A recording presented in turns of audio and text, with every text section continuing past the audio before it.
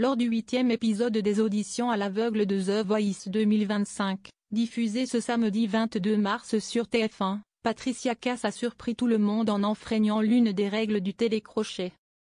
La nouvelle coach a choisi d'offrir une seconde chance à Julie, une candidate de 30 ans, alors qu'elle avait déjà utilisé son joker plus tôt dans la saison pour Colette, la doyenne de l'émission. Cette décision inattendue a fait réagir les téléspectateurs et suscité des interrogations sur le respect des règles du programme. Une seconde chance accordée pour la deuxième fois à Patricia Cass. Pour cette 14e saison de The Voice, une nouvelle règle permet au coach d'offrir une seconde chance à un candidat qui n'aurait convaincu aucun membre du jury lors de sa première prestation. Cette opportunité, limitée à une utilisation par coach durant toute la saison, permet au candidat repêché de revenir sur le plateau pour tenter sa chance avec une autre chanson. Julie, qui en était à sa 7e tentative pour intégrer l'aventure The Voice, venait d'interpréter Greatest Love of All de Whitney Houston sans parvenir à faire se retourner les coachs.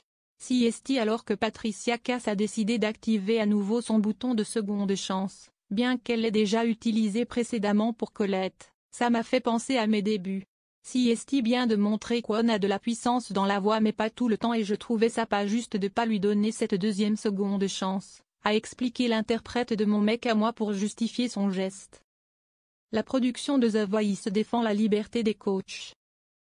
Face aux réactions des internautes sur les réseaux sociaux, la production de l'émission a pris la défense de Patricia Cass.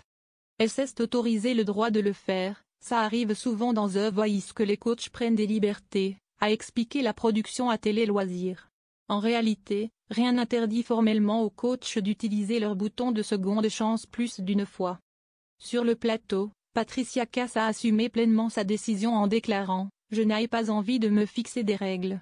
La chanteuse a également prodigué quelques conseils à Julie. « Tu as de la voix, d'accord tu y vas tu as de la puissance, t'es pas obligé d'aller aussi haut.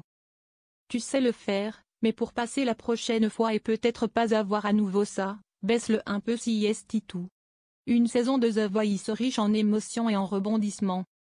Cette saison 14 de The Voice est marquée par de nombreux moments forts. Parmi les candidats remarqués lors de cette 8e soirée d'audition à l'aveugle figure Kylian, ancien participant de The Voice Kids il y a 6 ans, qui est revenu méconnaissable à 18 ans pour interpréter Alter Ego de Jean-Louis Aubert. Sur les 4 secondes chances offertes cette saison par les coachs, seul Méga a réussi à intégrer une équipe à l'issue de sa seconde prestation, rejoignant le camp de Vianney qui lui avait donné cette opportunité.